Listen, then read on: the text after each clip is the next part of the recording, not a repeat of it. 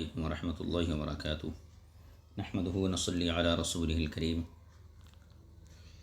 ناظرین کو جیسا کہ معلوم ہے، جامعہ انواریہ حیدرآباد باب العلم انواریہ ایجوکیشنل سوسائٹی کی جانب سے تفسیرات احمدیہ کے درس کا سلسلہ جاری ہے۔ آج ہم مسئلہ نمبر 42 سے اپنے سبق کو شروع کرتے ہیں۔ مسئلے کا عنوان ہے بیع سلم، اس کی مدت کتابت، اس پر گواہ بنانا اور گواہ نہ ملنے کی صورت میں اس کا رہن رکھنا۔ یہ مسئلے کا عنوان رہا۔ اس عنوان کو جس آیت کریمہ سے کشید کیا گیا ہے، اخذ کیا گیا ہے یا لیا گیا ہے، وہ آیت کریمہ نیچے ہے۔ اعوذ باللہ من الشیطان الرجیم، بسم اللہ الرحمن الرحیم۔ یا ایہا الذین آمنوا اذا تداینتم بدین الی اجل مسمی فاکتبوہ ولیکتب بینکم کاتب بالعدل ولا یأب کاتب ان یکتب کما علمہ اللہ فلیکتب وَلْيُمْلِلِ الَّذِي عَلَيْهِ الْحَقُّ وَلْيَتَّقِ اللَّهَ رَبَّهُ وَلَا يَبْخَسْ مِنْهُ شَيْئًا فَإِنْ كَانَ الَّذِي عَلَيْهِ الْحَقُّ سَفِيهًا أَوْ ضَعِيفًا أَوْ لَا يَسْتَطِيعُ أَنْ يُمِلَّ هُوَ فَلْيُمْلِلْ وَلِيُّهُ بِالْعَدْلِ۔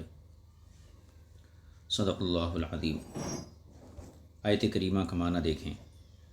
یا ایہا الذین آمنوا اذا تداینتم بدین الی اجل مسمی فاکتبوہ، اے ایمان والو، جب تم دین یعنی قرض کا ایک مقررہ مدت کے لیے باہم کاروبار کرو تو اسے لکھ لیا کرو۔ وَلْيَكْتُبْ بَيْنَكُمْ كَاتِبٌ بِالْعَدْلِ، اور چاہیے کہ تمہارے درمیان لکھنے والا عدل و انصاف سے لکھے۔ وَلَا يَأْبَ كَاتِبٌ أَن يَكْتُبَ كَمَا عَلَّمَهُ اللَّهُ فَلْيَكْتُبْ، اور لکھنے والے کو لکھنے سے انکار نہیں کرنا چاہیے جیسا کہ اللہ تبارک و تعالی نے اسے سکھایا، لہذا اسے لکھنا چاہیے۔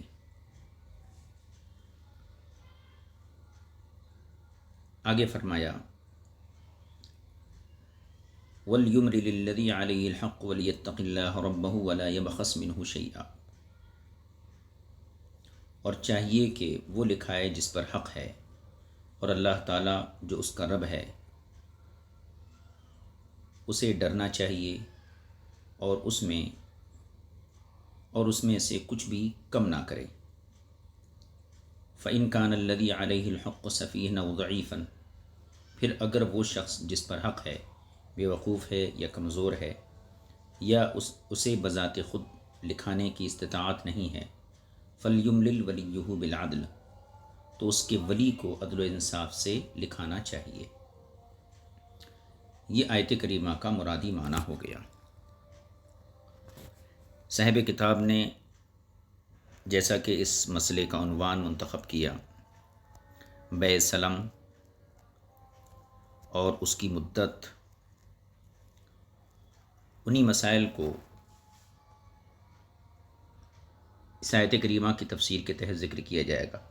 سب سے پہلی چیز ہے اذا تداینتم، یعنی جب تم میں سے بعض کو دین دے، ایک دوسرے کو دین دے۔ مطلب یہ ہے کہ مدت مقررہ کے لیے تم آپس میں دین کا معاملہ کرو، یعنی اے ایمان والو، جب تم آپس میں مقررہ مدت کے لیے دین کا معاملہ کرو، جس کی مدت معلوم ہو تو اس دین کو لکھ لیا کرو۔ یہ آیت کریمہ اگرچہ اپنے ظاہری مفہوم کے اعتبار سے ہر قسم کے دین کو شامل ہے، خواہ مبیع ہو یا ثمن ہو۔ مبیع جس کو فروخت کیا جاتا ہے، اور ثمن جو چیز معاوضے یا بدلے کے طور پر دی جاتی ہے۔ تو آیت کریمہ اپنے ظاہری مفہوم کے اعتبار سے ہر قسم کے دین کو شامل ہے، چاہے وہ مبیع ہو چاہے وہ ثمن ہو۔ لیکن حضرت عبداللہ ابن عباس رضی اللہ تعالی عنہما سے منقول ہے کہ اس سے مراد بیع سلم ہے۔ یہ قسم کی تجارت ہوتی ہے، قسم کی بیع ہوتی ہے۔ اسی معنی کے پیش نظر ہدایہ میں ہے کہ سلم وہ عقد ہے جو قرآن کریم سے مشروع ہے اور اس کی مشروعیت آیت مداینہ میں ہے۔ مطلب یہ ہوا کہ یہ آیت کریمہ ہر قسم کے دین کو شامل ہے۔ دین کا ابھی تھوڑی دیر کے لیے معنی قرض کر لیجیے۔ اب دو قسم کے قرضے ہوتے ہیں، ایک قرضہ تو وہ ہے جس میں مدت معلوم ہوتی ہے، ایک قرضہ وہ ہے جس میں مدت معلوم نہیں ہوتی ہے۔ مثال کے طور پر عموماً جو ہمارے یہاں نکاح ہوتا ہے اور اگر اس میں مہر مؤجل ہو یعنی ادھار مہر ہو تو اس کی مدت متعین نہیں کی جاتی ہے، بلکہ زندگی میں جب چاہے شوہر اپنی بیوی کو وہ مہر ادا کر سکتا ہے۔ تو ایسے قسم کے قرض کو عام طور پر دین کہا جاتا ہے، اور جس قرض میں مدت مقرر ہوتی ہے تو وہاں پر عموماً دین کا لفظ عرف عام میں نہیں بولا جاتا بلکہ قرض کا لفظ بولا جاتا ہے۔ تو دین ہر قسم کے، یہ آیت جو ہے ہر قسم کے دین کو شامل ہے، چاہے مبیع ہو یا ثمن ہو۔ زید آپ سے کوئی چیز خریدا تو جو چیز خریدی گئی وہ مبیع ہوئی، اور زید جو چیز آپ کو دیا وہ چیز ثمن ہوا۔ تو اگر کوئی چیز ادھار خریدی جائے اور ثمن کے لیے مدت مقرر کر دی جائے تو گویا کہ یہ بھی ایک قسم کا دین ہے کہ اس کی ادائیگی واجب ہوتی ہے۔ تو ظاہری اعتبار سے یہ آیت کریمہ ہر قسم کے دین کو شامل ہے، چاہے مبیع ہو یا ثمن ہو، لیکن حضرت عبداللہ بن عباس سے چونکہ مروی ہے کہ اس سے مراد یہاں بیع سلم ہے، بیع سلم ہے، اور اسی وجہ سے یعنی عبداللہ بن عباس نے چونکہ اس آیت میں دین کو خاص کر دیا اور یہ بیع سلم والا دین مراد ہے۔ اسی معنی کے پیش نظر ہدایہ میں ہے کہ سلم وہ عقد ہے جو قرآن کریم سے مشروع ہے، اور اس کی مشروعیت آیت مداینہ میں ہے، یعنی اس آیت کو آیت مداینہ بولتے ہیں۔ تو گویا کہ صاحب ہدایہ نے یہ ثابت کیا کہ بیع سلم کی مشروعیت جو قرآن کریم سے ثابت ہے، اور یہی آیت ہے جس سے اس کا ثبوت فراہم ہوتا ہے۔ حضرت عبداللہ ابن عباس رضی اللہ تعالی عنہما نے فرمایا، اشہد ان اللہ تعالی حل السلم المضمون الى اجل مسمى فی کتابہ وانزل فیہا اطول الآیہ وتلا قولہ تعالی یا ایہا الذین آمنوا اذا تداینتم بدین الى اجل مسمى الى آخر الآیہ۔ یعنی حضرت عبداللہ بن مسعود رضی اللہ تعالیٰ نے فرمایا، میں گواہی دیتا ہوں کہ بے شک اللہ رب العزت نے بیع سلم جو مدت مقررہ کے لیے ہو، تو بیع سلم کو اللہ تعالیٰ نے اپنی کتاب میں حلال فرما دیا ہے، اور اس کے بارے میں لمبی یعنی طویل آیت نازل فرمائی ہے، اور پھر آپ نے یہ آیت کریمہ تلاوت فرمائی، یا ایھا الذین آمنوا اذا تداینتم۔ تو گویا عبداللہ بن عباس نے اس آیت کریمہ کے مضمون کو ظاہر کر دیا کہ یہاں پر ہر قسم کا دین مراد نہیں ہے، بلکہ یہ بیع سلم، یہاں پر بیع سلم مراد ہے۔ آگے فرماتے ہیں، اس سے بیع سلم کی تعریف بھی معلوم ہو گئی، جو حدیث پاک اوپر ذکر کی گئی عبداللہ بن عباس کی، تو اس سے بیع سلم کی تعریف بھی معلوم ہو گئی۔ یعنی سلم وہ بیع ہے جس میں کسی چیز کو اس طرح بیچا جاتا ہے کہ وہ چیز بیچنے والے پر دین ہو، یعنی جس چیز کا لین دین ہو وہ چیز بیچنے والے نے ایک مدت مقررہ پر دینے کا وعدہ کیا ہے، فوراً نہیں دی۔ مثلا آپ سے کسی شخص نے گیہوں خریدے، حالانکہ ابھی آپ کے پاس گیہوں موجود نہیں ہیں، ابھی کھیت تیار نہیں ہوا ہے، بیع ہو گئی اور اس نے قبل از وقت ثمن ادا کر دیے، آپ کو اس کا معاوضہ دے دیا، آپ نے ابھی گیہوں اس کو نہیں دیے، آپ کیا کرے، گیہوں دینے کے لیے ایک مدت مقرر کر دیے، تو گویا گیہوں کا دینا آپ کے اوپر دین ہے، تو مقررہ مدت کے اندر وہ گیہوں مشتری کے حوالے یعنی خریدنے والے کے حوالے کیے جائیں گے۔ تو بیع سلم وہ بیع ہے جس کو اس طرح بیچا جائے کہ وہ چیز بیچنے والے پر دین ہو، یعنی جس چیز کا بھی لین دین ہوا ہے اس کی ادائیگی فوری واجب نہ ہو بائع کے اوپر، بلکہ مدت مقررہ کی اس کے لیے ہو، اس مدت کے بعد اس کی ادائیگی واجب ہو، یہ بیع سلم ہے۔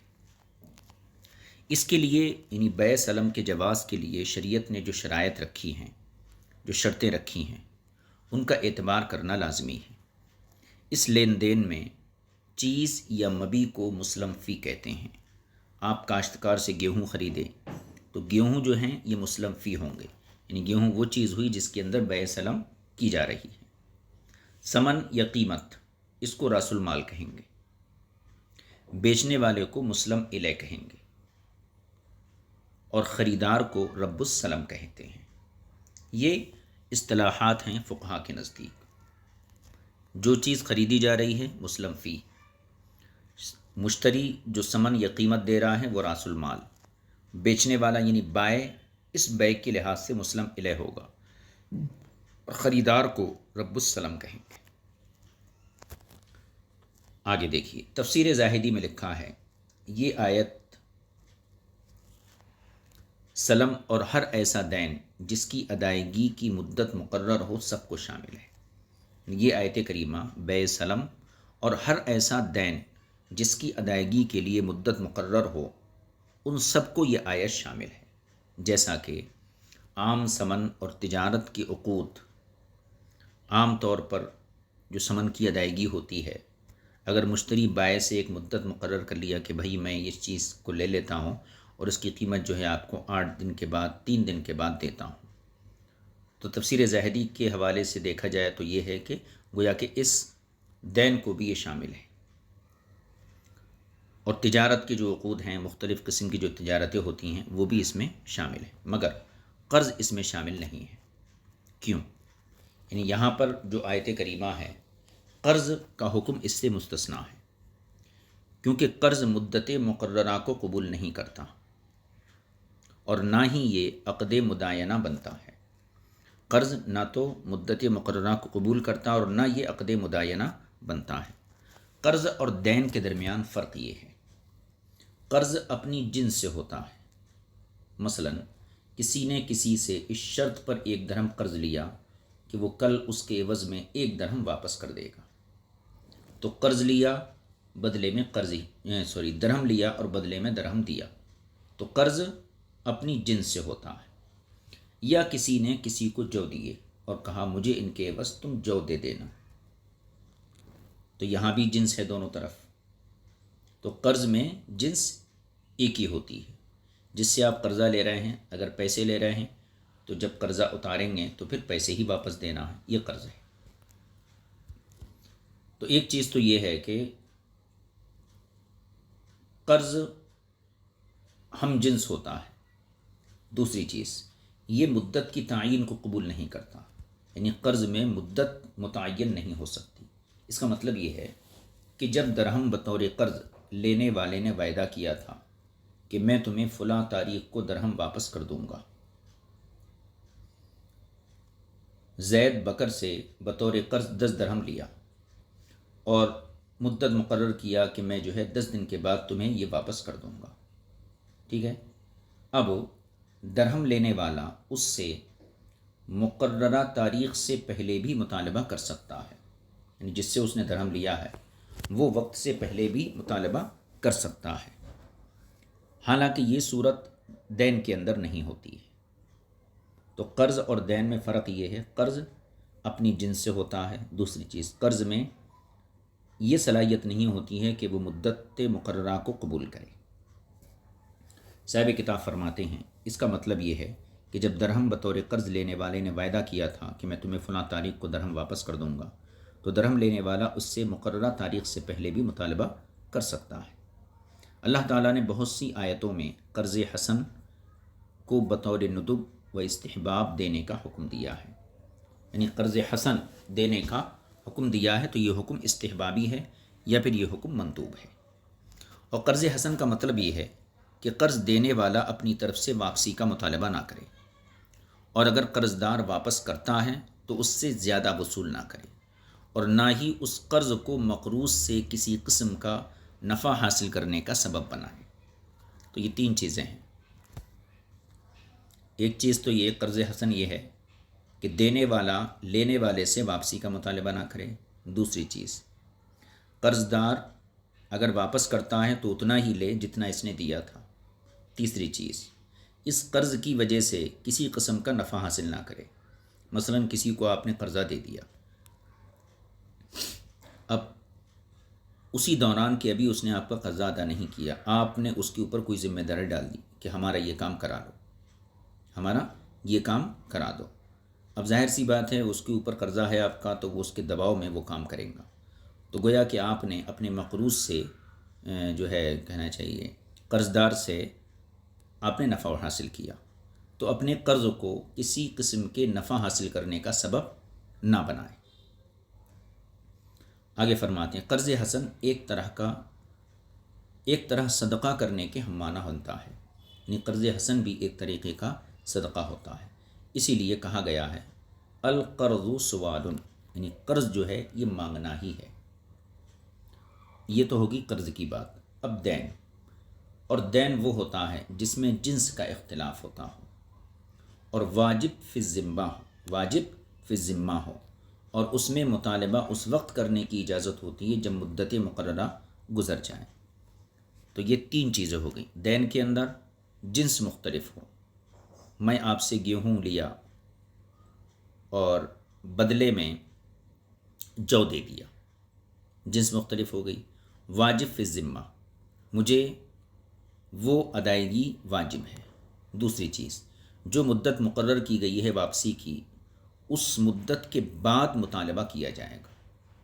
تو دین اور قرض میں یہ بنیادی فرق تھا جو صاحب کتاب نے واضح کیا۔ اب دین کی وضاحت کے لیے ایک مثال دی ہے، جیسا کہ کسی فروخت شدہ چیز کی قیمت، جو چیز بیچی گئی اس کی قیمت وغیرہ، یہ جو ہے دین ہے۔ شاید اسی فرق کو واضح کرنے کے لیے اللہ تبارک و تعالی نے اذا تداینتم بدین ارشاد فرمایا، یعنی تداینتم کے بعد دین کا لفظ بھی لایا گیا تاکہ قرض اس سے خارج ہو جائے، نکل جائے۔ مفسرین اور علماء اکرام نے فرمایا ہے کہ لفظ دین کے ذکر کرنے میں ایک خاص وجہ ہے، ورنہ عبارت یوں ہوتی تب بھی مقصد حاصل ہو جاتا، یعنی بغیر دین کے اگر عبادت ہوتی یا ایھا الذین آمنوا اذا تداینتم، اگر اس کے بعد بدین کا لفظ نہ ہوتا، الی اجل مسمى ہوتا، صرف اذا تداینتم الی اجل مسمى، اگر دین کا لفظ نہیں بھی ہوتا جب بھی مقصد حاصل ہو جاتا۔ تو بدین یعنی دین کو یہاں ذکر کرنے کی خاص حکمت ہے۔ وہ حکمت یہ ہے کہ اس سے آگے ایک لفظ آ رہا ہے فاکتبوہ، پس اسے لکھ لو۔ تو فاکتبوہ میں جو ہا ضمیر منصوب ہے، تو ضمیر منصوب کا مرجع دین بنتا ہے، لہذا ضمیر سے قبل، ضمیر سے پہلے اس کا مرجع مذکور ہونا ضروری ہوتا ہے۔ فاکتبوہ آگے آ رہا ہے، الی اجل مسمى فاکتبوہ، تو ہا ضمیر منصوب جو ہے اس کا جو مرجع ہوگا جدھر یہ لوٹے گی اس کا اس سے پہلے ذکر ہونا ضروری ہے، لہذا ضمیر سے قبل اس کا مرجع مذکور ہونا ضروری ہوتا ہے۔ اگر لفظ بدین نہ ہوتا تو نظم قرآن میں یہ خوبصورتی نہ ہوتی جو اس کے لکھنے کی وجہ سے ہوئی ہے۔ یعنی اگر غور کیا جائے تو جو حسن بدین کے ذکر سے آیا ہے وہ بغیر بدین کے نہیں آتا۔ مثلا یوں ہوتا یا ایھا الذین آمنوا اذا تداینتم الی اجل مسمى فاکتبوہ، جب یہ حسن عبارت کا نہیں آتا، حاصل ہوتا تھا، لیکن دین آنے سے یہ عبارت کا حسن ظاہر ہوا۔ آگے دیکھیے، ایک وجہ تو یہ تھی، دوسری وجہ یہ ذکر کی گئی ہے، اور دوسری وجہ یہ بھی ہے کہ کسی کو یہ وہم ہو سکتا تھا کہ آیت کریمہ میں لفظ تداینتم میں تداین کا معنی مجازات ہے، یعنی ایک دوسرے کو باہم جزا یعنی بدلہ دینا۔ تداینتم کا معنی یعنی ہو سکتا ہے یہ تداین کے معنی میں، مجازات کے معنی میں ہو، یعنی ایک دوسرے کو بدلہ دینے کے معنی میں ہو، جیسے کہ کہا جاتا ہے دناہم کما دانو، ہم نے ان کو اسی طرح بدلہ دیا جس طرح انہوں نے ہمیں دیا۔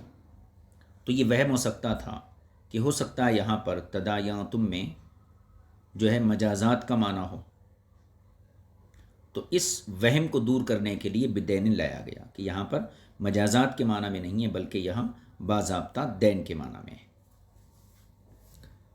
تیسری وجہ یہ بھی معلوم ہو جائے، اور تیسری وجہ اس کو ذکر، یہ ساری وجوہات بدین کو ذکر کرنے کی ہے، اور تیسری وجہ یہ ہے کہ معلوم ہو جائے کہ دین کی دو قسمیں ہیں، ایک کو حالی یعنی فی الوقت فی الفور، اور دوسرے کو مؤجل کہتے ہیں یعنی مؤخر، لیکن تم پر مخفی نہ رہے یعنی تم پر پوشیدہ نہ رہے کہ دین کی دو اقسام ہونا، دین کی دو قسمیں ہونا، یہ اللہ تعالیٰ کی اس قول الی اجل مسمی سے مفہوم ہوتا ہے، سمجھ میں آتا ہے، یعنی دین کی دو قسمیں ہیں، یہ چیز اللہ تعالیٰ کے اس قول سے سمجھ میں آتی ہے، الی اجل مسمی سے، کیونکہ اس سے معلوم ہوتا ہے کہ لکھت پڑھت اس وقت شرط ہے جب کہ دین مقررہ مدت کے لیے ہو،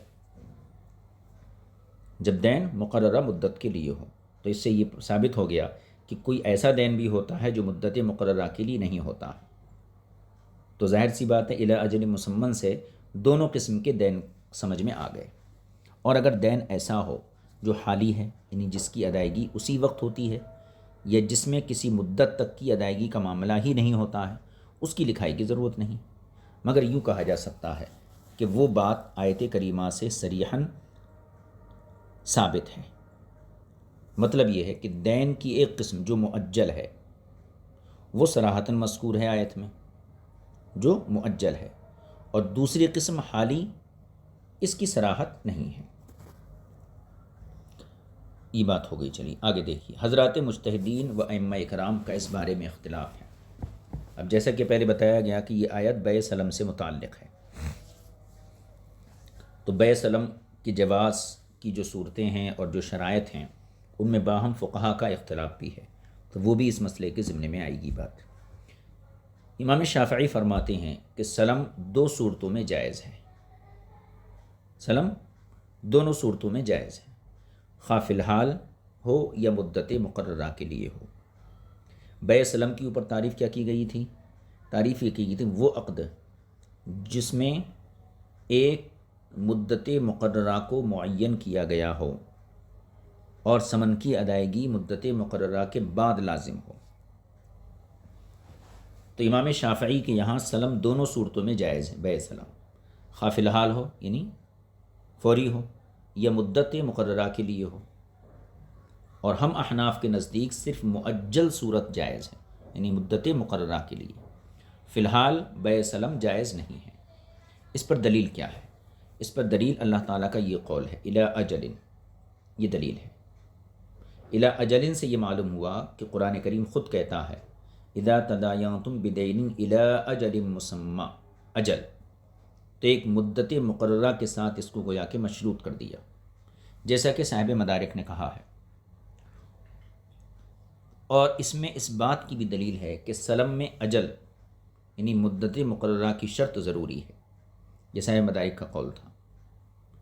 تو ائمہ مجتہدین میں سے امام شافعی کا مذہب یہ ہے کہ دونوں صورتوں میں، چاہے فی الحال ہو یا مدت مقررہ کے لیے ہو، دونوں صورتوں میں بیع سلم جائز ہے۔ البتہ احناف کے نزدیک صرف مؤجل صورت میں جائز ہے جبکہ مدت مقرر ہو۔ دلیل کیا ہے؟ الی اجل۔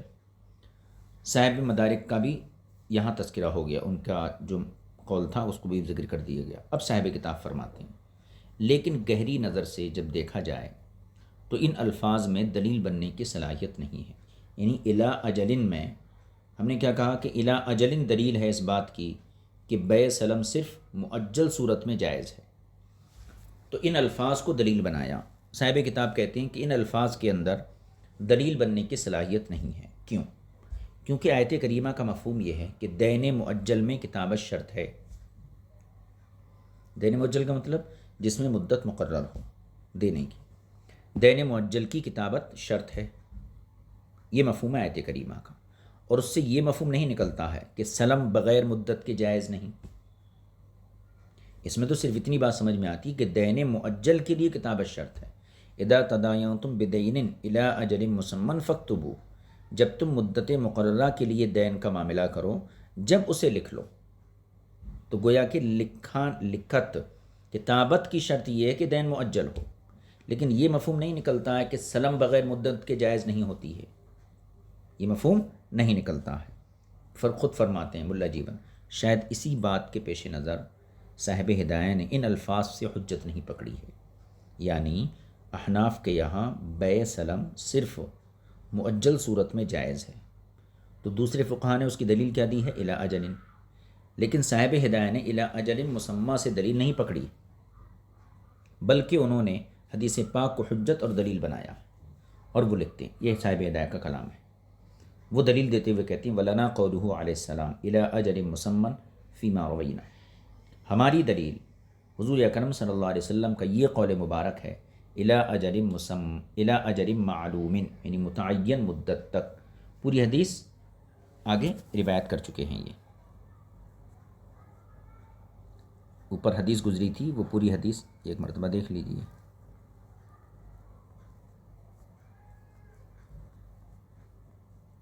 یہ حدیث ہے الی اجل مسمن فی کتابہ وانزل فیہا اطول الآیہ، عبداللہ بن عباس کی جو روایت تھی وہی صاحب ہدایہ نے ذکر کی ہے، اسی سے دلیل پکڑی ہے کہ بیع سلم مؤجل والی صورت میں ہی جائز ہے۔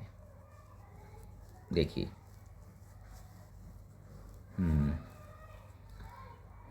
آگے دیکھیے، اجل مسمہ کی حقیقت یہ ہے، اللہ فرمایا کہ جب تم دین کا معاملہ کرو، یعنی بیع سلم کرو مدت متعین مقررہ مدت کے لیے، تو پھر اس کو لکھ لو۔ تو اجل مسمہ متعین مدت تک، اس کی حقیقت یہ ہے کہ ایسی مدت معلوم ہونی چاہیے جس سے فریقین کے درمیان، یعنی بائع اور مشتری کے درمیان جھگڑے کا اندیشہ نہ ہو، جھگڑے کا اندیشہ نہ رہے۔ مثلا 1 مہینے کی مدت مقرر کریں یا 1 سال وغیرہ کہا جائے، یوں نہیں کہ گندم کاٹنے یا گندم کو روند کر اس کے چھلکے اور دانے الگ کرنے کا وقت یا حاجیوں کے آنے کے وقت کی طرح اجل رکھی جائے، یعنی ایسی مدت معلوم ہونی چاہیے، ایسی مدت مقرر ہونی چاہیے کہ جس سے فریقین کے درمیان جھگڑے کا اندیشہ نہ ہو۔ اگر بائع بولا ٹھیک ہے بھئی 1 مہینے کے بعد میں تمہیں یہ چیز حوالے کر دوں گا یا 8 دن کے بعد حوالے کر دوں گا، تو یہ مدت معلوم ہے۔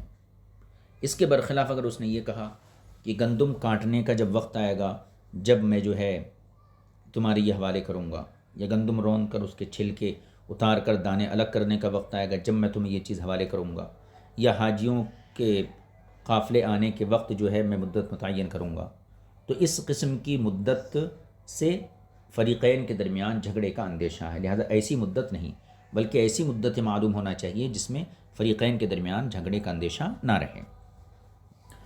اب یہاں پر غالباً یہ مترجم کا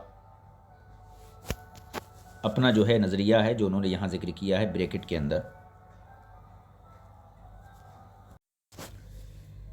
اور اس نظریے جو مترجم کا جو خیال ہے وہ اصل آخری چیز سے متعلق ہے، حاجیوں کے آنے کے وقت کی طرح کی اجل رکھی جائے، یعنی حاجیوں کی آمد کو مدت مقرر کیا جائے، اس پر ان کا تبصرہ ہے۔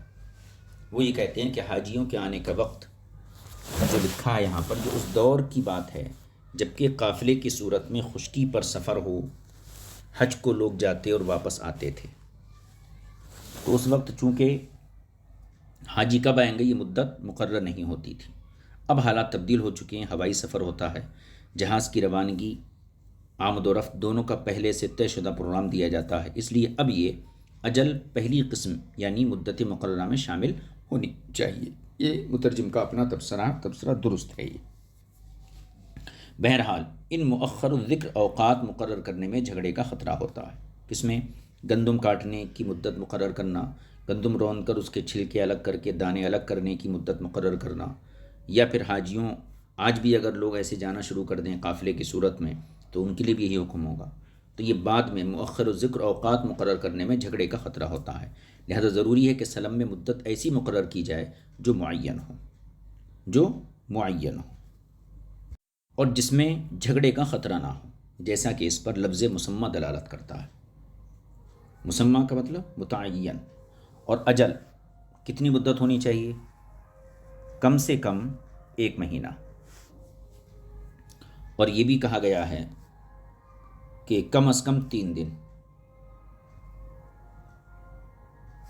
اور یہ بھی کہا گیا ہے کم از کم آدھا دن، لیکن پہلی صحیح ترین بات ہے۔ امام اعظم ابو حنیفہ رضی اللہ تعالیٰ عنہ کے نزدیک سلم میں مجموعی طور پر 7 شرائط کا پایا جانا ضروری ہے۔ بیع سلم کے جواز کے لیے اور اس کے نفاذ کے لیے 7 شرائط کا پایا جانا ضروری ہے۔ پہلی چیز جنس معلوم ہو، مثلا یہ کہے کہ میں گیہوں یا جو بیچ رہا ہوں۔ دوسری چیز نوع معلوم ہو، مثلا آپ پاشی سے پیدا ہونے والی یا بارانی زمین کی گندم ہو، مثلا جو حکومت کے تحت پانی دیا جاتا ہے، اس پانی سے اس کی جو ہے سیرابی ہوئی ہے یا پھر بارش کے پانی سے ہوئی ہے، یہ نوع معلوم ہونا۔ تیسری چیز صفت معلوم ہو، مثلا بڑھیا یعنی اچھی قسم کی گندم یا ردی قسم کی، گھٹیا قسم کی گندم، یہ بھی معلوم ہونا چاہیے۔ چوتھی چیز مقدار معلوم ہو، مثلا 20 کلو 30 کلو وغیرہ، یہ بھی معلوم ہونا چاہیے۔ پانچویں چیز مدت معلوم، اس میں امام شافعی رضی اللہ تعالیٰ عنہ کو اختلاف ہے۔ چھٹی چیز معرفت مقدار راس المال، یعنی راس المال کی مقدار کی بھی معرفت ہونا چاہیے کہ خریدنے والا راس المال جو دے رہا ہے وہ کتنا ہے۔ ساتویں شرط اس جگہ کی تعین ہو جہاں وہ چیز خریدار کے سپرد کرنی ہے، یعنی مسلم الیہ، کہاں پر اپنی بیچی ہوئی چیز مشتری کے یعنی رب السلم کے حوالے کرے گا، وہ جگہ بھی متعین ہونی چاہیے۔ ان آخری 2 شرائط میں کون کون سے؟ راس المال کی مقدار کی معرفت اور جگہ کا تعین۔ ان آخری 2 شرائط میں امام ابو یوسف اور امام محمد رحمۃ اللہ علیہما کا اختلاف ہے۔ ان 7 شرائط کی تفصیل کتب فقہ میں مذکور ہے۔ یہ امام اعظم کی نزدیک جو ہے بیع سلم کے شرائط کا تذکرہ ہوا۔ اب نیچے بتا رہے ہیں دین کی کتابت۔ دین کی کتابت کے جس کے بارے میں اللہ تعالیٰ نے ہمیں اپنے قول فاکتبوہ میں حکم دیا کہ جب دین کرو، معاملہ کرو، فاکتبو تو اسے لکھ لو۔ اس کے متعلق جمہور مفسرین کا نظریہ یہ ہے کہ یہ حکم یعنی فاکتبوہ یہ جو امر ہے ندب اور استحباب کے لیے ہے، یعنی مستحب ہے، واجب یا فرض کے درجے میں نہیں ہے، اور کوئی شرط واجب نہیں ہے، کیونکہ دین اور سلم دونوں اس کے بغیر ہونے جائز ہیں، یعنی دین بھی اس کے بغیر ہو سکتا ہے کتابت کے بغیر، اور سلم بھی اس کے بغیر ہو سکتا ہے۔ ہمیں کتابت کا حکم اس لیے دیا گیا تاکہ یہ معاہدہ اور یہ لین دین نسیان سے دور رہے، بھول چوک سے دور رہے، اور انکار کی اس میں گنجائش نہ رہے۔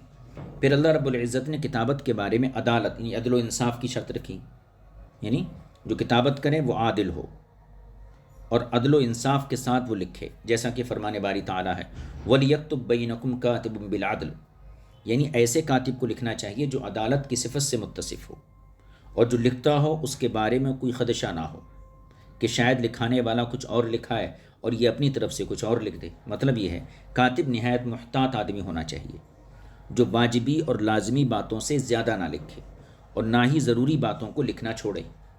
اس ارشاد ربانی سے یہ دلیل حاصل ہوتی ہے کہ کاتب ایسا ہونا چاہیے جو فقہ میں دسترس رکھتا ہو، فقہ میں کمال رکھتا ہو، اور سلم اور دین کے شرائط کا عالم بھی ہو، حتیٰ کہ اس کی تحریر اس معیار کی ہو کہ شرعی تقاضوں پر پوری اترتی ہو۔ مثال کے طور پر آج کے دور میں عدالت میں آپ کوئی جو پٹیشن مقدمہ کوئی جو ہے پیش کرنا چاہتے ہیں تو ظاہر سی بات ہے جو عدالت کی زبان ہے اس زبان کے لیے ہمیں وکیل کی ضرورت محسوس ہوتی ہے۔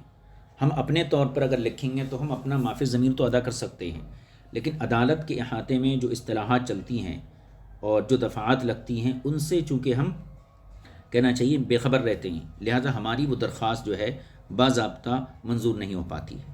اس لیے وکیل کو تلاش کیا جاتا کیونکہ وکیل جو ہے عدالت کے پورے معاملات کا جانکار ہوتا۔ اسی طرح یہاں پر بھی جو شخص بیع سلم کی کتابت کرنے والا ہے وہ فقہ کی بھی معلومات رکھتا ہو اور سلم اور دین کے شرائط کا بھی عالم ہو، تاکہ اس کی یہ تحریر شرعی تقاضوں پر پوری اترتی ہو، اور اگر قاضی کے پاس معاملہ جائے تو پھر اس تحریر کے مطابق جو ہے فیصلہ کیا جا سکے۔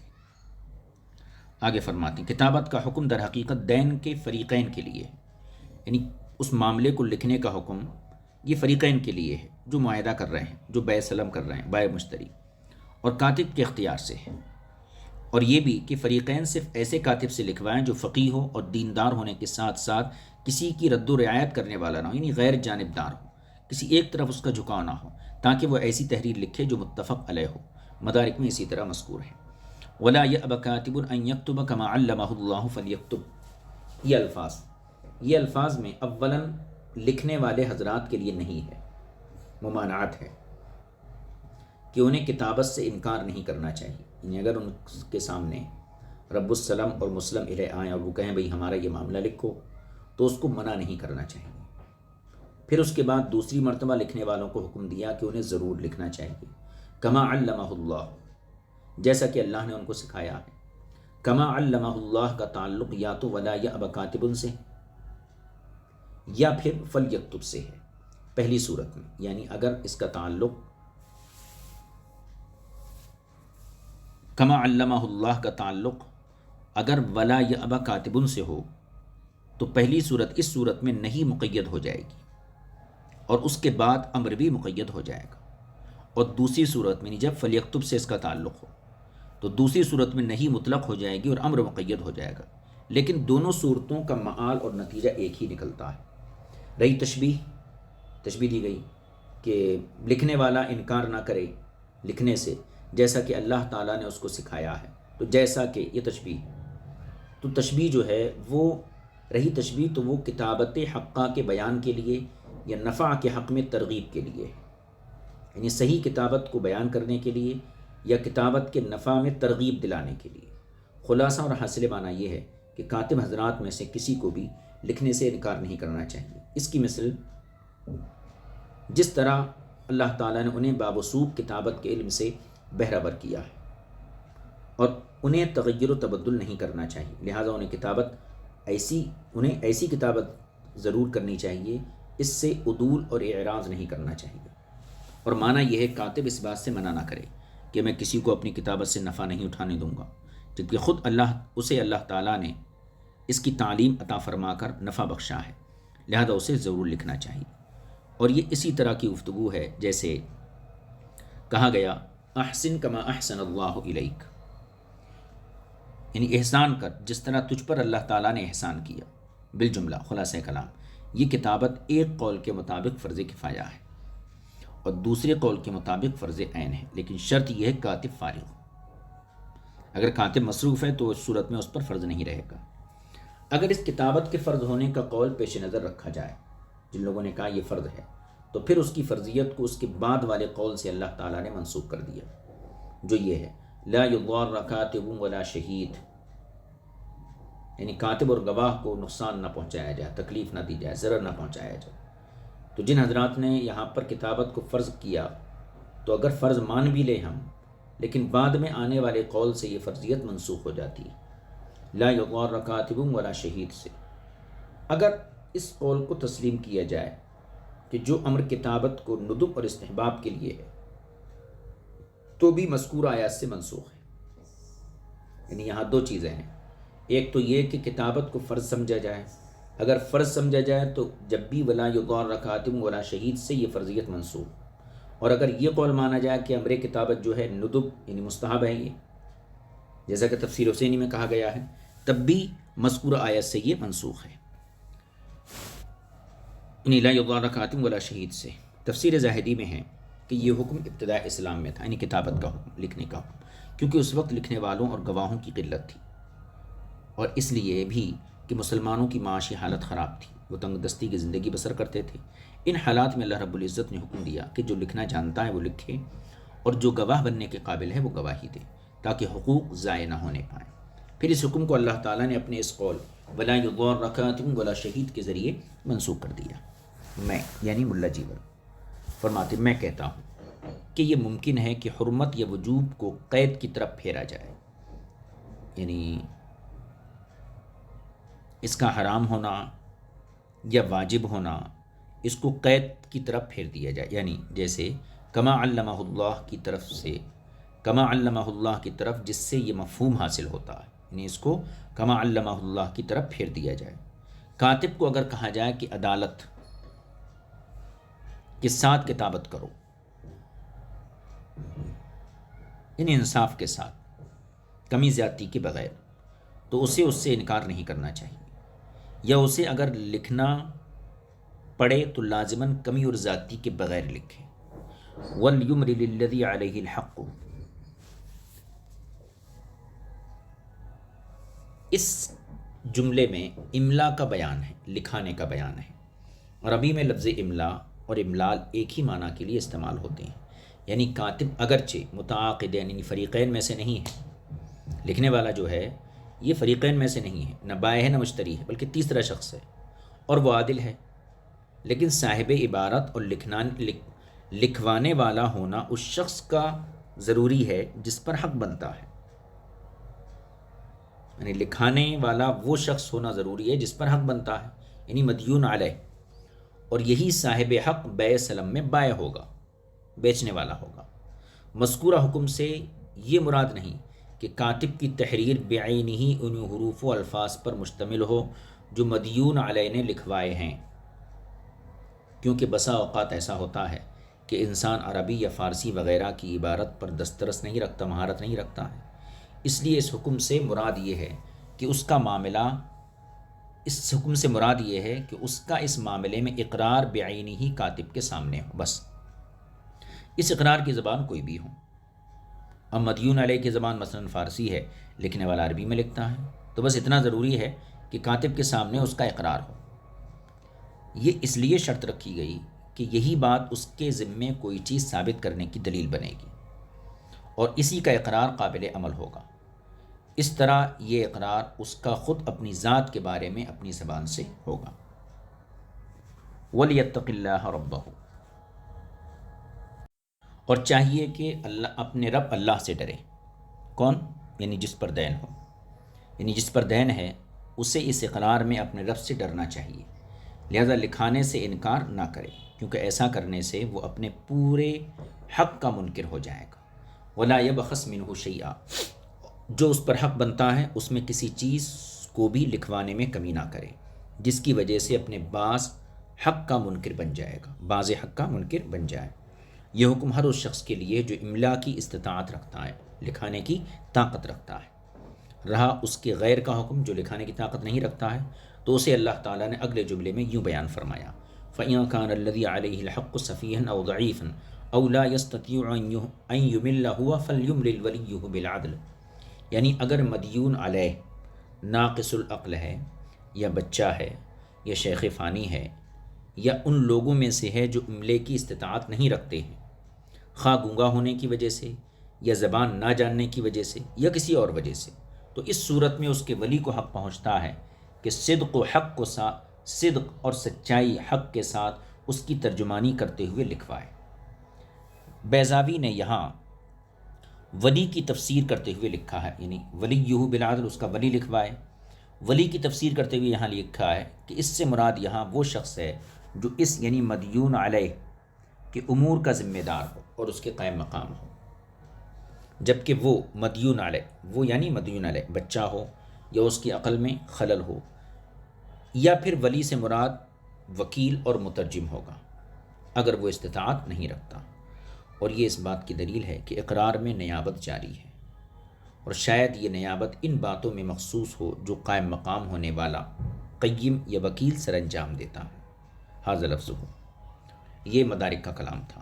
اسی طرح صاحب کشاف نے اس کی تفسیر کی ہے، لیکن انہوں نے اقرار میں نیابت کی دلیل ذکر نہیں کی ہے، اور کتب حنفیہ میں ایسی کوئی عبارت نہیں ملتی جو اس کے جواز یا نفی پر دلالت کرتی ہو، یعنی اقرار میں بھی نیابت جاری ہو سکتی ہے، اس کے جواز یا عدم جواز پر کوئی دلیل نہیں، ما سوائے اس کے کہ انہوں نے یہ کہا ہے جب وکیل بالخصومت اپنے موکل کے خلاف کسی چیز کا اقرار کرے تو یہ قاضی کے نزدیک جائز ہے، قاضی کے علاوہ کسی اور کے پاس اقرار کرنا جائز نہیں۔ اس میں امام شافعی رضی اللہ تعالیٰ عنہ کا اختلاف ہے۔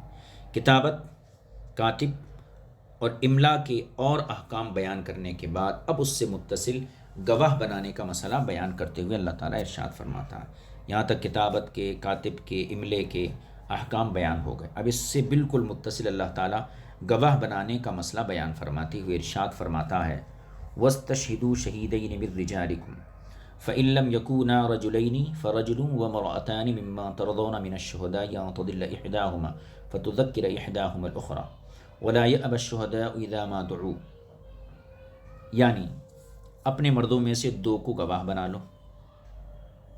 فَإِن لَّمْ يَكُونَا رَجُلَيْنِ، پس اگر دو مرد نہ ہوں، فَرَجُلٌ وَامْرَأَتَانِ مِمَّن تَرْضَوْنَ مِنَ الشُّهَدَاءِ، اگر دو مرد نہ ہوں تو ایک مرد اور دو عورتیں ایسے گواہوں میں سے جن کو تم گواہ بنانا پسند کرتے ہو۔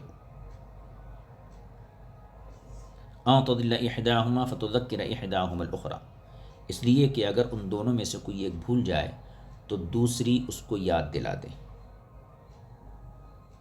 ولا یأبی الشہداء اذا ما دعوا، اور بلاوے کے وقت گواہوں کو انکار نہیں کرنا چاہیے۔ یہاں سے اللہ رب العزت نے گواہ بنانے کے مسئلے کو بیان فرمایا۔ فرماتے ہیں صاحب کتاب، آیت کریمہ کے اس حصے کا پہلا فعل یعنی استشہدوا کا فاکتبوہ پر عطف ہے۔ اوپر جو بیع سلام کا معاملہ تھا اس میں کیا تھا؟ یا ایھا الذین آمنوا اذا تداینتم بدین الی اجل مسمی فاکتبوہ۔ فاکتبوا یہ ایک فعل ہے، یہاں پر کیا ہے؟ واستشہدوا، یہ امر کا صیغہ ہے، تو واستشہدوا اس کا عطف فاکتبوہ کے اوپر ہے، جس سے مفہوم یہ حاصل ہوگا، معنی یہ ہوگا کہ اللہ تعالیٰ نے دین کے عقد میں جس طرح ہمیں کتابت کا حکم دیا ہے، اسی طرح اس نے گواہ بنانے کا بھی حکم دیا ہے، تاکہ انکار کی صورت میں ان گواہوں کی طرف رجوع کیا جائے اور اسے دلیل بنایا جائے۔ پھر اللہ تعالیٰ نے اس کی دو اقسام بیان فرمائیں، دو قسمیں بیان فرمائیں۔ پہلی قسم یہ ہے کہ گواہ دو مرد ہوں، اور دوسری قسم یہ ہے کہ اگر دو مرد میسر نہ آئیں تو ایک عورت، ایک مرد اور دو عورتیں گواہ بنائے جائیں۔ یہاں دو عورتوں کو ایک مرد کے قائم مقام بنایا گیا ہے، گویا یہ بھی دو ہی مرد گواہ ہیں۔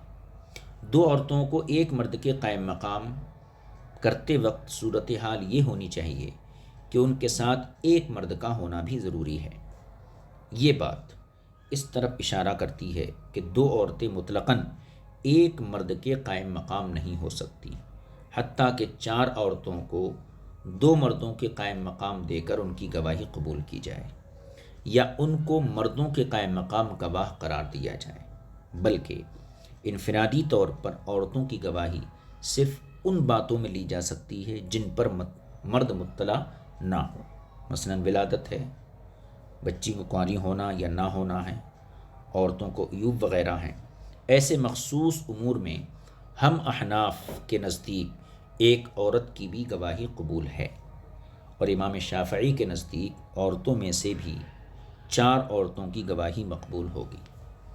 اس گفتگو کا خلاصہ یہ ہوا کہ قرآن میں جو فرمایا گواہ بنانے کے سلسلے میں کہ پہلے تو گواہ کی یہ صورت تھی کہ دو مرد ان کو گواہ بنا لو، اگر دو مرد نہ ہوں تو ایک مرد اور دو عورتیں، تو دو عورتوں کو ایک مرد کے قائم مقام رکھا گیا، لیکن مطلقاً نہیں، بلکہ یہ شرط ہے کہ ان دو عورتوں کے ساتھ ایک مرد بھی ہو، جب یہ دو عورتیں ایک مرد کے قائم مقام ہوں گی۔ مطلقاً نہیں ہے، اب اگر مطلقاً مان لیں کہ دو عورتیں ایک مرد کے قائم مقام ہیں تو پھر چار عورتوں کو گواہ بن جانا چاہیے، حالانکہ ان کی گواہی قبول نہیں ہوتی احناف کے یہاں۔ ہاں تو اس معاملے میں مطلقاً دو عورتیں ایک کے قائم مقام نہیں ہیں، ایک مرد کے، بلکہ مرد کے ساتھ ایک، دو عورتیں ایک مرد کے ساتھ ہوں جب وہ ایک مرد کے قائم مقام بنتی ہیں۔ البتہ ایسے معاملات کہ جہاں پر مرد مطلع نہ ہو سکیں، مثلا ولادت کا معاملہ ہے، بچے کی پیدائش کا، یا عورتوں کے جو خصوصی معاملات ہیں، وہاں پر صرف عورتوں کی گواہی بھی عند الاحناف مقبول ہوگی۔ اس کے برخلاف امام شافعی کے یہاں عورتوں میں سے بھی چار گواہ ہوں تو ان کی گواہی مقبول ہوتی ہے، یعنی ایسی گواہی بھی جس میں ایک مرد اور دو عورتیں گواہ ہوں، ہمارے نزدیک حدود اور قصاص کے علاوہ تمام مقامات پر قابل قبول ہے، اور امام شافعی رضی اللہ تعالیٰ عنہ کے یہاں اموال میں خاص کر مقبول ہے۔ خلاصہ کلام یہ کہ زنا میں چار مردوں کی گواہی بالاتفاق ہونی ضروری ہے، یعنی اس میں صرف مرد حضرات ہی ہوں۔ احناف اور شوافع سب کے نزدیک یہ متفق علیہ ہے، یعنی زنا کے لیے جو گواہی ہے اس میں صرف مرد حضرات ہوں اور ان کی تعداد چار ہو، تو یہ متفق علیہ مسئلہ ہے احناف اور شوافع کا، کیونکہ اللہ تعالیٰ وہاں پر صاف ارشاد فرمایا فاستشہدوا علیہن اربعۃ منکم، تم اپنے میں سے 4 مرد ان کے خلاف گواہ بنا لو، اور اس لیے بھی کہ اللہ تعالیٰ نے فرمایا ثم لم یأتوا بأربعۃ شہداء، پھر اگر وہ 4 مرد گواہ پیش نہ کر سکے، زنا پیش نہ کر سکے۔ تو ان 2 آیتوں سے یہ پتہ چلتا ہے کہ زنا کے لیے 4 گواہ جو ضروری ہیں وہاں عورتیں کافی نہیں ہیں، بلکہ وہاں 4 مردوں کا ہونا ضروری ہے۔ زنا کے علاوہ دیگر حدود اور قصاص میں 2 مردوں کی گواہی قبول ہوگی، اس کے سوا اور کوئی صورت نہیں، یعنی صرف مرد ہی گواہ ہو سکتے ہیں، تنہا عورتیں یا مردوں کے ساتھ مل کر عورتیں گواہ نہیں ہو سکتی، اور یہ بھی بالاتفاق ہے۔ امام زہری فرماتے ہیں مضت السنۃ عن رسول اللہ صلی اللہ علیہ وسلم والخلیفتین من بعدہ ان لا شہادۃ للنساء فی الحدود والقصاص۔ حضور اکرم صلی اللہ علیہ وسلم کی سنت اور آپ کے بعد دونوں خلفۂ اکرام کی سنت یہی تھی کہ حدود اور قصاص میں عورتوں کی گواہی بالکل نہ تھی، لہذا جو اصل ہے اس کا ان میں اعتبار ہوگا، یعنی حدود و قصاص کے اندر، اور اصل گواہی صرف 2 مردوں کی ہے۔ حدود اور قصاص کے علاوہ اگر معاملہ ایسا ہے جس پر مرد بھی مطلع ہو سکتے ہیں تو وہاں 2 مردوں یا 1 مرد اور 2 عورتوں کی گواہی قبول ہوگی، خواہ وہ معاملہ مال سے تعلق رکھتا ہو یا غیر مال سے۔ یہ ہم احناف کے نزدیک ہے، اور امام شافعی رضی اللہ تعالیٰ عنہ فرماتے ہیں اگر معاملہ مال کا ہے یا اس کے توابع میں سے ہے، جیسے کہ خریدنا، بیچنا، شرط خیار، مدت اور خیار مدت، یا کہنا چاہیے اجرت، ادھار وغیرہ معاملات، تو ان میں 2 مرد یا 1 مرد اور 2 عورتوں کی گواہی مقبول ہوگی۔ اور اگر معاملے کا تعلق مال سے نہیں ہے، جیسا کہ نکاح وغیرہ، تو ان میں صرف اور صرف مردوں کی گواہی قبول ہوگی۔ اور اگر معاملہ ایسا ہے کہ اس پر مرد مطلع نہیں ہو سکتے ہیں، جیسا کہ ولادت وغیرہ، تو ان میں ہمارے حناف کے نزدیک بھی 1 عورت کی گواہی بھی مقبول ہوگی، اور امام شافعی کے نزدیک عورتوں میں سے 4 کی گواہی مقبول ہوگی۔ ان تمام مسائل و احکام کے دلائل بڑی بڑی کتابوں میں تفصیل کے ساتھ موجود ہیں۔ آگے دیکھیے، شہادت کے لیے کچھ شرائط ہیں۔ گواہ بنانا تو 2 مرد یا 1 عورت، سوری 2 مرد ہوں یا پھر 1 مرد 2 عورتیں ہوں، یہ تو گواہی ہو گئی۔ اب اس شہادت کے لیے کچھ شرائط ہیں، جن میں سے ایک تو یہ ہے مسلمان ہونا، جو گواہ ہو مسلمان ہو۔ دوسری عدالت، وہ گواہ عادل ہو۔ یہ دونوں شرائط آیت مذکورہ میں موجود ہیں، یعنی گواہوں کا مسلمان ہونا، گواہوں کا عادل ہونا، یہ دونوں شرائط آیت مذکورہ جو آیت ہم پڑھ رہے ہیں وَاسْتَشْهِدُوا شَهِيدَيْنِ مِن رِجَالِكُمْ، اس آیت کے اندر بھی موجود ہے۔ کیسے؟ پہلی شرط اسلام کو دیکھیے، اس قول باری تعالیٰ میں ہے مِن رِجَالِكُمْ، کیا فرمایا؟ اپنوں میں سے 2 گواہ اپنے مردوں میں سے بناؤ، کیونکہ اس کا معنی یہ ہے کہ تمہاری ملت کے مردوں میں گواہ ہوں، اور وہ اہل اسلام ہی ہو سکتے ہیں، جیسا کہ تفسیروں میں مذکور ہے۔ اور یہ قول گواہوں کا مسلمان ہونا امام شافعی اور امام مالک کے مذہب کی دلیل نہیں بن سکتا۔ تو پہلی شرط کیا تھی؟ گواہوں کا مسلمان ہونا، یہ اسی آیت کریمہ سے ثابت ہے، ٹھیک ہے۔ اب فرماتے ہیں صاحب کتاب کہ گواہوں کا مسلمان ہونا یہ امام شافعی اور امام مالک کی دلیل نہیں بن سکتا۔ کیوں؟ یعنی ان دونوں حضرات کا مذہب یہ ہے کہ گواہوں کا ہر جگہ اور ہر معاملے میں مسلمان ہونا شرط ہے، ان کا یہ مذہب ہے، حتیٰ کہ کسی کافر کی کافر کے خلاف گواہی نہیں سنی جائے گی، کیونکہ وہ گواہ بن رہا ہے اور گواہی دے رہا ہے اور اس میں شرط اسلام نہیں پائی جاتی ہے، لہذا اس کے ہم خیال اور ہم دین کے خلاف بھی گواہی نہیں سنی جائے گی۔ لیکن اس آیت کریمہ میں گواہوں کے لیے مِن رجالکم کی شرط سے دونوں حضرات ائمہ اکرام کا موقف ثابت نہیں ہوتا، یعنی ان حضرات کا مذہب کیا ہے کہ ہر قسم کے معاملے میں مسلمان گواہ ہونا ضروری ہے، حتیٰ کہ کافر کے خلاف بھی گواہی دی جائے تو بھی مسلمان ہونا شرط ہے۔ تو ان حضرات نے اس کی دلیل کے طور پر اس آیت کریمہ کو بنایا ہے۔ تو صاحب کتاب کہتے ہیں ان حضرات کا موقف اس آیت سے ثابت نہیں ہوتا۔ کیوں؟ یہاں گواہوں کے لیے جو اسلام کی شرط ذکر کی گئی ہے وہ مسلمان کے مقابلے میں مسلمان کی بات ہو رہی ہے، یعنی جب کسی مسلمان کے خلاف گواہی دینا ہو تو گواہوں کا مسلمان ہونا شرط ہے۔ اس کی دلیل کیا؟ اللہ تعالیٰ کا یہ قول ہے اذا تداینتم ولیکتب بینکم، یہ دونوں کلمات اس پر دلالت کرتے ہیں، یعنی شروع آیت میں مسلمانوں کو خطاب فرما کر انہیں ہی دین کے احکام بتائے جا رہے ہیں۔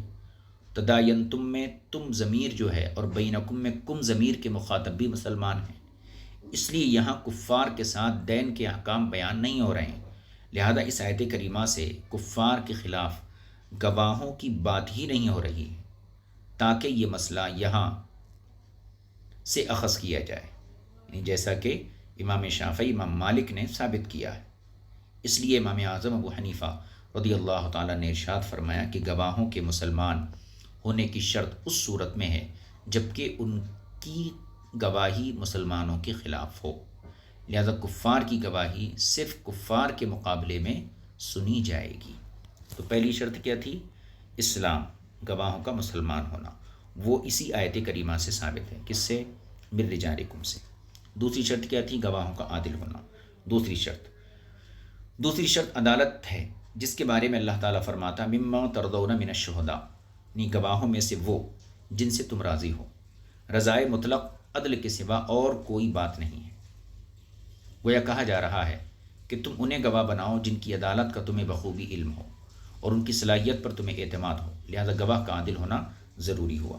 صاحب ہدایہ نے باب الشہادت میں اس سے تمسک کیا ہے، اس سے دلیل پکڑی ہے، لیکن باب القضاء میں انہوں نے تصریح فرمائی کہ قاضی کو فاسق کی گواہی قبول نہیں کرنی چاہیے، اگرچہ محناف کے نزدیک کہا گیا ہے کہ اس کی گواہی جائز ہے، اور امام شافعی رضی اللہ تعالیٰ عنہ فرماتے ہیں کہ فاسق کی اصلاً گواہی قبول نہیں کی جائے گی۔ شاید اسی معنی اور مفہوم کے پیش نظر صاحب مدارک نے کہا کہ اس آیت میں اس بات کی دلیل ہے کہ ایسا آدمی جس پر فریقین راضی نہ ہوں وہ شاہد و گواہ ہو سکتا ہے، کیونکہ آیت کریمہ کا مفہوم یہ ہے کہ تم گواہوں میں سے 2 آدمی ایسے گواہ بنا لو جن سے تم راضی ہو۔ تو اس سے معلوم ہوا کہ کچھ گواہ ایسے بھی ہوتے ہیں جن سے تم راضی نہیں ہوتے ہو، کیونکہ تمہیں ان کی عدم عدالت کا علم ہوتا ہے، لہذا شاہد عام ہوا، خواہ وہ عادل ہو یا غیر عادل ہو۔ یہ 2 شرطیں ہو گئیں۔ آگے فرماتے ہیں کہ مذکورہ 2 شرائط کے علاوہ دیگر شرائط مثلا آزاد ہونا، بالغ ہونا، یادداشت کا صحیح ہونا، لفظ شہادت ہونا، ان کی تفصیل اپنی اپنی جگہ انشاءاللہ تعالی آئے گی۔ یعنی گواہ کے لیے 2 شرائط تو ذکر کر دیے گئے چونکہ ان کا ثبوت براہ راست قرآن سے تھا، اسلام اور عدالت۔ باقی جو شرائط ہیں گواہی کے، مثلا اس کا گواہ کا آزاد ہونا، بالغ ہونا، یادداشت کا درست ہونا اور گواہی دیتے وقت لفظ شہادت بولنا، ان کی تفصیل اپنی اپنی جگہ انشاءاللہ آئے گی۔ اور پھر فرماتے ہیں اور ممکن ہے کہ یادداشت کا صحیح ہونا، جسے ضبط کہتے ہیں، صحیح ہونا، اس کی شرطیت اللہ تعالیٰ کے اس قول ان تضل احداہما فتذکر احداہما الاخری سے ثابت کی جائے، یعنی یادداشت کا، گواہ کی یادداشت کا صحیح ہونا، اس کا ثبوت اس کلام سے بھی ہوتا ہے، ان تضل احداہما، کہ ان میں سے اگر ایک بھول جائے تو دوسری یاد دلائے۔ فرماتے ہیں خواہ ان تضلہ کو ان ناصبیہ کے ساتھ پڑھا جائے یا ان مصدریہ کے ساتھ پڑھا جائے۔ مصدریہ ہونے کی صورت میں، یعنی ان تضلہ میں جو ان ہے یہ مصدریہ بھی ہو سکتا ہے، ناصبہ بھی ہو سکتا ہے۔ مصدریہ ہونے کی صورت میں ارادے کو مقدر ماننا پڑے گا، یا ان کو شرطیہ پڑھیں اور تذکرہ کی راہ پر نصب ہوگا اس بنا پر کہ اس کا عطف تضلہ پر ہے، یا اسے فتذکرہ مرفوع بھی پڑھ سکتے ہیں اس بنا پر کہ یہ شرط کی جزا ہو جائے، یا فتذکرہ کو تشدید کے بجائے تخفیف کے ساتھ پڑھیں، اس وقت یہ اذکار سے مشتق ہوگا، کیونکہ یہ جملہ اس بات کی وجہ بیان کرنے کے لیے ہے کہ ایک مرد کی جگہ 2 عورتوں کی ضرورت کیوں ہے، اس لیے کہ اس کا معنی یہ ہے کہ 2 عورتوں کو ایک مرد کے قائم مقام اس لیے کیا گیا اور صرف ایک پر اکتفا نہ کیا گیا، اس لیے کہ اگر ان دونوں میں سے ایک گواہی بھول جائے تو اس کی ساتھی سہیلی اسے یاد دلا دے، کیونکہ عورت من انسان غالب ہوتا ہے۔ کشاف میں ہے اللہ تعالیٰ سے ارادہ ضلالت بعید از عقل ہے، یعنی کسی بندے کو گمراہ کرنے کا ارادہ یہ بعید از عقل سے دور ہے، اس لیے عبارت کا مقصد الٹا ہوگا، یعنی اس بات کا ارادہ کرنا کہ ان دونوں میں سے ایک کو یاد دلا دینا جب دوسری بھول گئی ہو۔ شاید صاحب کشاف کو اس کی ضرورت اس لیے پیش آئی کہ وہ معتزلی ہیں، یہ ملا جیون فرماتے ہیں، اور انہیں مذہب اعتزال کی رعایت اسی طرح نظر آئی، تو چونکہ وہ معتزلی ہیں تو انہوں نے اپنے مذہب کی رعایت کرتے ہوئے یہ بات کہہ دی کہ ارادہ ضلالت یہ بعید از عقل ہے۔ کما لا یخفیٰ، رہا یہ کہ قاضی بیضاوی اس طرف کیوں مائل ہوئے، انہوں نے بھی اسی قسم کی بات کہی ہے، حالانکہ وہ معتزلہ تو نہیں ہے۔ تو اس کا جواب یہ ہے کہ انہوں نے حقیقت حال اور واقع کی طرف دیکھا، کیونکہ غرض یاد دلانا ہے نہ کہ نسیان۔ مختصر یہ کہ اس جملے سے معلوم ہوا گواہوں میں ضبط کی صفت پایا جانا شرط ہے، بس اگر دونوں میں سے کوئی ایک بھول جائے کہ مشہود بھی کیسا تھا، اس کی قدر، وقت، مکان بھول جائے، یا ان باتوں میں سے ایک گواہ دوسرے کے خلاف کہتا ہے، تو دونوں کی گواہی رد ہو جائے گی اور نامقبول ہوگی۔ یہ بات ہو گئی۔ اسی طرح گواہی میں لفظ شہادت کا شرط ہونا، اس کا اس بات بھی اسی آیت سے ممکن ہے۔ ایک کیا تھا؟ مسلمان ہونا گواہوں کا، دوسرا عادل ہونا، تیسری چیز کیا تھی؟ ان کی یادداشت کا صحیح ہونا، اور چوتھی چیز شہادت کا لفظ بولنا۔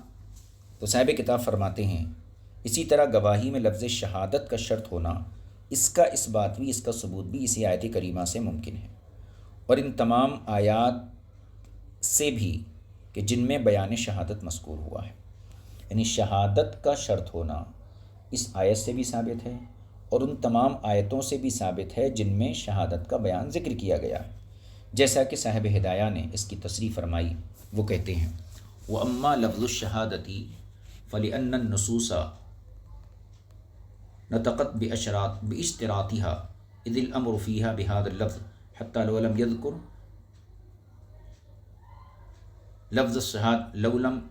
يذكر لفظ الشهادة بل قال أعلم أو أتقن لم يقبل شهادته۔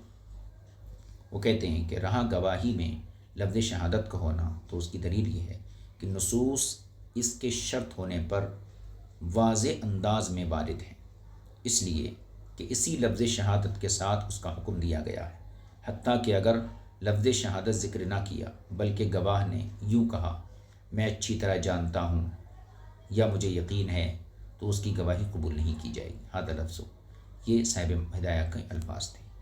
اور اسی طرح جیسا کہ تفسیر حسینی میں ذکر کیا گیا کہ اللہ تعالیٰ کے قول من رجالکم، یعنی مسلمان مردوں میں سے جو حر یعنی آزاد اور بالغ ہیں، اس سے ممکن ہے کہ حریت اور بلوغ کی شرط بھی اسی آیت سے ثابت کی جائے۔ کما لا یخفیٰ ولا یأبی الشہداء اذا ما دعوا،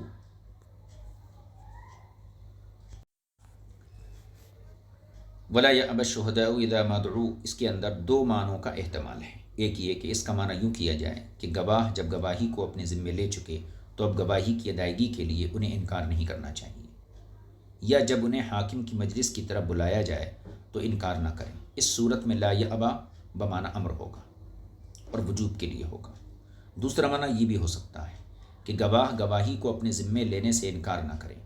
اس صورت میں جبکہ ابھی وہ گواہ بنے ہی نہیں، انہیں گواہ کہنا اس اعتبار سے ہوگا کہ یہ گواہ بننے والے ہیں۔ اب یہ بمعنی امر تو ہوگا، لیکن امر وجوب کے بجائے ندب اور استحباب کے لیے ہوگا، یا پھر اللہ تعالیٰ کے اس قول ولا یضار کاتب ولا شہید سے منسوخ ہوگا۔ کشاف میں حضرت قتادہ رضی اللہ تعالیٰ عنہ سے ذکر کیا گیا، نقل کیا، کوئی شخص بہت بڑے مجمع میں ادھر ادھر پھرتا تاکہ اسے کوئی گواہ مل جائے، لیکن خود اس کی قوم کے افراد میں سے بھی اسے کوئی ایک بھی دستیاب نہیں ہوا، ایک گواہ نہیں ملا، اور نہ ہی اس کے ساتھ چلنے کے لیے تیار ہوتا۔ اس پر یہ آیت کریمہ نازل ہوئی۔ صاحب ہدایہ نے پہلے ہی معنی پر جزم فرمایا ہے۔ وہ کتاب الشہادت کی ابتدائی سطور میں کہتے ہیں ان الشہادت فرض یلزم الشہود ولا يسعهم کتمانها اذا طالبهم المدعی لقوله تعالی الشہداء اذا ما دعوا، بے شک گواہی فرض ہے، گواہوں پر لازم ہے، اور انہیں اس کے چھپانے کی قطعاً گنجائش نہیں جب مدعی ان سے گواہی کا مطالبہ کرے۔ اس کی دلیل اللہ تعالیٰ کا یہ قول ہے ولا يأبى الشهداء اذا ما دعوا، لیکن معلوم ہونا چاہیے کہ یہ حکم ان مقدمات میں ہے جو حدود کے علاوہ ہوں، اور اگر حدود کا معاملہ ہو تو ان میں گواہوں کو اختیار ہے کہ وہ گواہی کو چھپائے رکھیں یا اسے ظاہر کر دیں، بلکہ چھپانا افضل ہے، کیونکہ حضور اکرم صلی اللہ علیہ وسلم کا قول ہے من ستر علی مسلم ستر اللہ تعالی علیہ فی الدنیا والآخرہ، جس نے کسی مسلمان کی پردہ پوشی کی اللہ تعالیٰ دنیا اور آخرت میں اس کی پردہ پوشی فرمائے گا۔ لیکن چوری کے معاملے میں مال کی گواہی دینا واجب ہے، یوں کہے اور یوں کہے گا فلاں نے فلاں کا مال لیا، تاکہ جس کی چوری ہوئی اس کے حقوق کا احیاء ہو، یعنی اس کا حق زندہ ہو اور اسے مل سکے، ورنہ وہاں یوں نہ کہے، یعنی چوری کی گواہی میں یوں نہ کہے اس نے چوری کی، تاکہ پردہ پوشی کی محافظت بھی رہے۔ یہ ہو گیا۔ اب یہ گواہی کی بات ہو گئی۔ اس کے بعد اللہ تعالیٰ نے کتابت کا بیان تاکید کے ساتھ ذکر فرمایا، کتابت کا بیان مزید تاکید کے ساتھ ذکر فرمایا، اور بعض مقامات پر اس کے عدم وجوب کو بھی ذکر فرمایا، اور گواہ بنانے کی بات بھی ذکر فرمائی۔ تو نیچے جو آیت کریمہ ہم پڑھیں گے انشاءاللہ تعالیٰ آئندہ درس میں، اس میں کتابت کے بیان کو تاکید کے ساتھ بتایا جائے گا، اور عدم وجوب کا بھی ذکر کیا جائے گا، اور گواہ بنانے کی بات جو ذکر فرمائی ہے اس کی تفصیلات بھی انشاءاللہ آئندہ درس میں ہم پڑھیں گے۔ آج اپنے سبق کو یہیں مکمل کرتے ہیں۔ صلی اللہ علیہ نبی الکریم وآلہ وصحبہ اجمعین والحمد للہ رب العالمین۔ السلام علیکم ورحمۃ اللہ وبرکاتہ۔